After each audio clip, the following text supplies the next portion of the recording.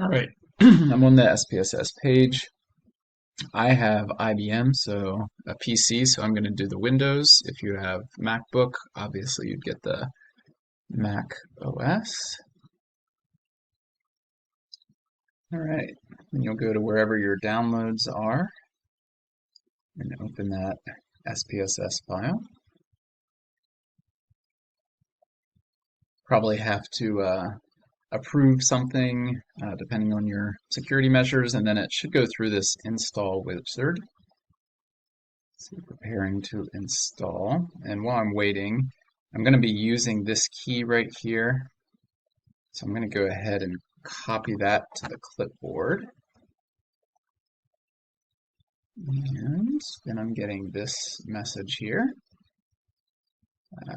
Accept. You do notice it gives you some tips down here. The most important one is this bold thing where it talks about choose authorized user, not concurrent user. It's a little confusing because you'd think JMU would have all these concurrent users, but that is not what we're selecting. We're selecting authorized user.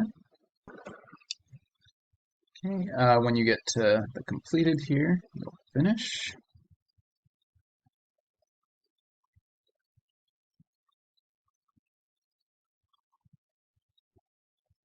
And finally, you'll go to launch this license wizard. This is where you're going to put in the code that you copied from the website.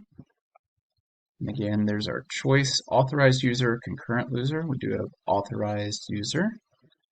Go next, enter the code, add, next. And that should be it. Hopefully you'll see some green letters there. And you can finish. And then it'll say new license takes place. You want to restart? And yes, you do want to restart. And at that point, it should open up the SPSS, and you can test it for sure by grabbing the data file from the bottom of Canvas and opening it up, and you should see lots of numbers in here. So you would just go to File, Open, Data, and then find the file that you download. It should end in .sav, or if you find the one you downloaded .sav and double click it, it should just open up in SPSS once you have SPSS fully installed.